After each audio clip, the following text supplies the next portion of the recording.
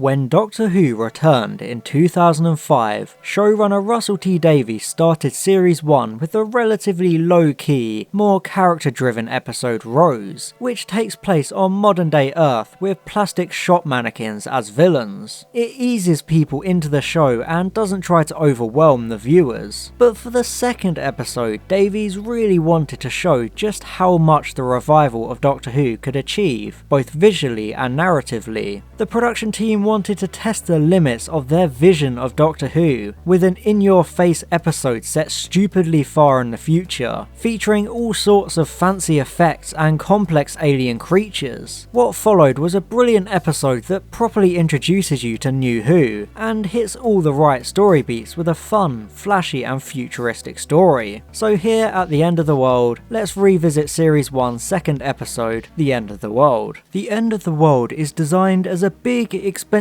showpiece to show off just how much the new Doctor Who could do. There are a whopping 203 visual effects shots. That's more than Gladiator. It's essentially a huge flex, but it's framed well. This episode is one big humble brag about how good modern Doctor Who can look compared to classic Who. A lot of this is due to the elaborate aliens on screen. They all look so, well, alien. And they even got Kaedu Mundai to do an alien voice. You know, big forehead guy from Star Wars. Yeah, that guy. That's how you know it's legit. What about the droid attack on the Wookiees? The whole episode is just so ambitious. It doesn't just throw in some floating touchscreens and call it the near future. That's too safe, too easy. Instead, this episode pretty much takes the viewer as far away from normal as possible, showing people what the crazy, wonderful world of Doctor Who is like. It demonstrates the sheer power the Doctor has with the TARDIS. 5 billion years in the future? Easy. Just aggressively pump a bicycle pump while creepily grinning at your companion, and there you go. 5 billion years, just like that. An episode set so far in the future is so ambitious because it's almost impossible to even imagine how far in the future that even is. The universe itself is 13 billion years old, but this episode is set 5 billion years in the future. It serves to show the brutally honest, dark intentions of New Who, telling us that the destruction of Earth is inevitable, but it also gives us a beacon in the darkness, saying that humanity changes and evolves, surviving even beyond the destruction of Earth. It's optimism in existentialism, which actually sums up a lot of the Davies era now I think about it. It's great that humanity actually thrives in the Doctor Who universe, becoming a sprawling intergalactic species. It gives us a sense of our own everyday world being part of something much bigger, and I find that very powerful. Like you're gonna get killed by eggs or beef or global warming or asteroids. But you never take time to imagine the impossible, and maybe you survive.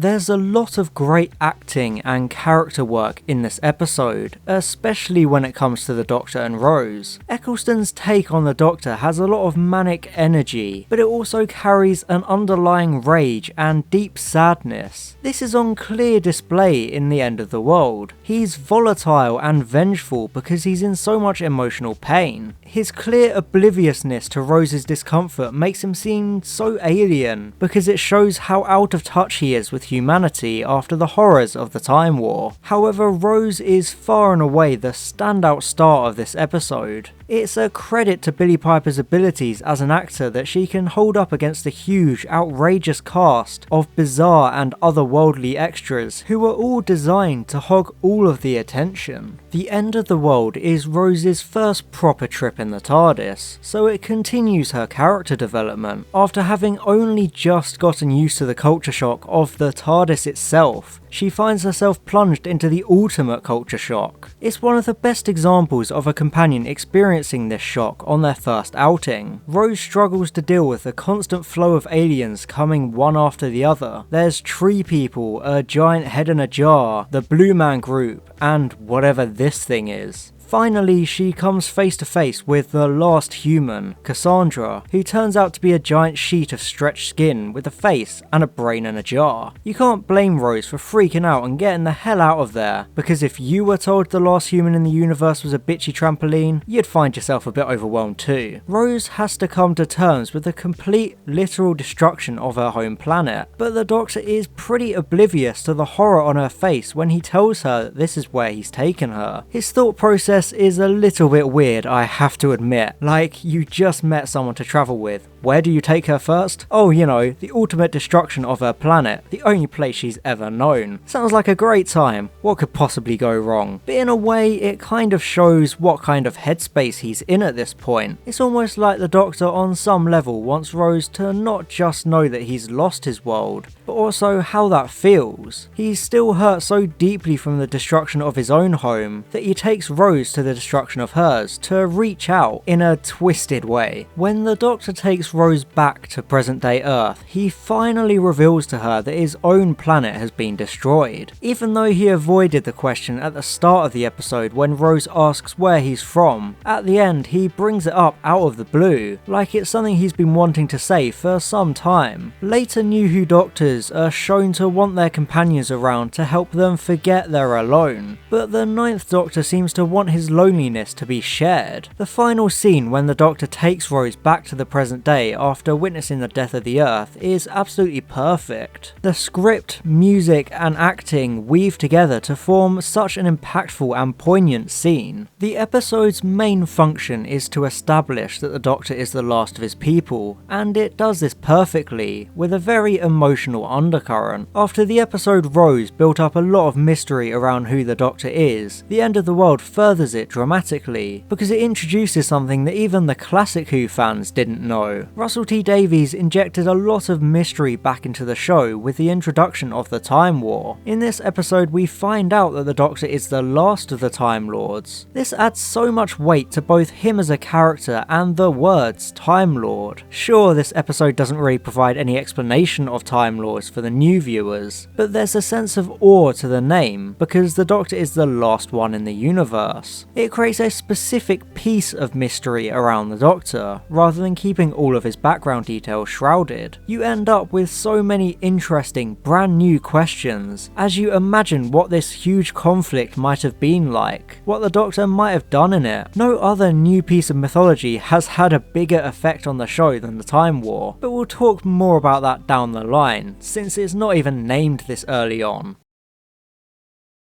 Even though there is this strong existential and emotional core, the comedy in this episode is great. I don't care what anyone says. There's always been a bit of controversy regarding the iPod jukebox joke and the use of pop songs, but just look at the Doctor grooving to Tainted Love. How can you not love that? Just look at him, he's loving it. Don't ruin that for him. I guess the joke could be seen as annoying and dated since it's using real world pop music, but what about that time the first Doctor tuned into a Beatles performance in The Chase? I think it's wrong to claim that these jokes somehow date the episode, since it's kind of supposed to be that way. The joke is that we are far enough into the future that Earth's history is completely muddled and has been construed and mistaken to the point that they think jukeboxes are iPods, and pop music is considered classical music.